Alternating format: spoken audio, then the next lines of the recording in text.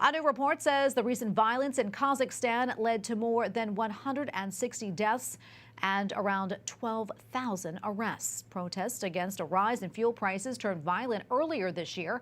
Government leaders declared a state of emergency and put a curfew in place. The Central Asian country is a former Soviet republic and has a population of around 19 million people. Joining us now from Rome is Alexey Gotovskiy, EWTN Vaticano producer and a native of Kazakhstan. Alexey, great to be with you. Talk to us about the situation in Kazakhstan right now. Good evening, Tracy. Well, today the Kazakh National Security Committee announced the end of the state of emergency in the capital of Kazakhstan, as well as in the 13 other regions. So this means that people can go back to normal life with no curfew or checkpoints and with a consistent internet connection. However, in the southern regions of Almaty and Zhambyl, where the situation was most critical and violent, the government's so-called anti-terrorist operation is still in place. And Tracy, another important event that happened today was that around 2,500 peacekeeping troops who had come from the Collective Security Treaty Organization from countries like Russia, Belarus and Armenia have started to depart Kazakhstan. And they are expected to leave completely within 10 days.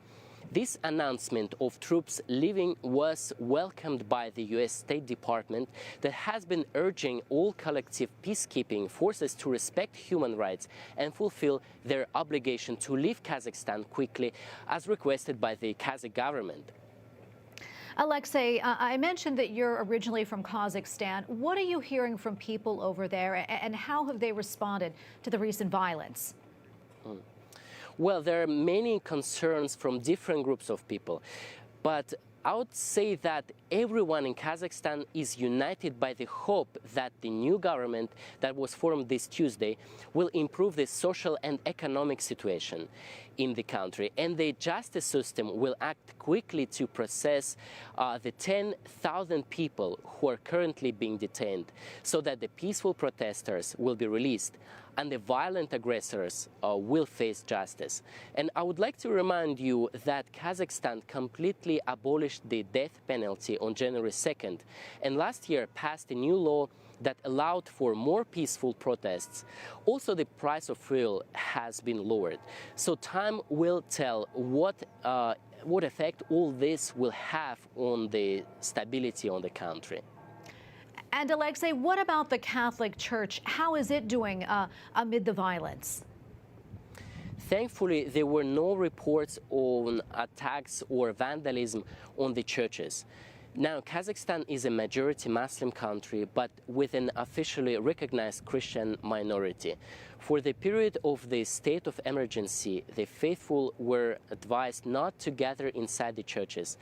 And following Pope Francis' Sunday Angelus address, where he entrusted Kazakhstan to Our Lady of Ozerne, Archbishop of Astana Tomasz Peta invited the whole country to celebrate Mass today with intentions of peace and prayers for victims, and sadly, the number of victims stands at 164, including children and elderly.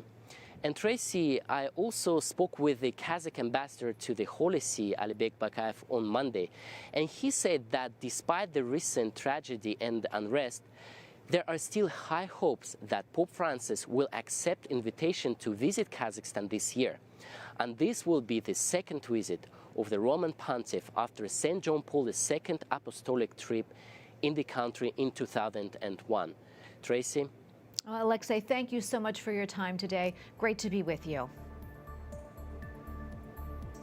Thank you, Tracy.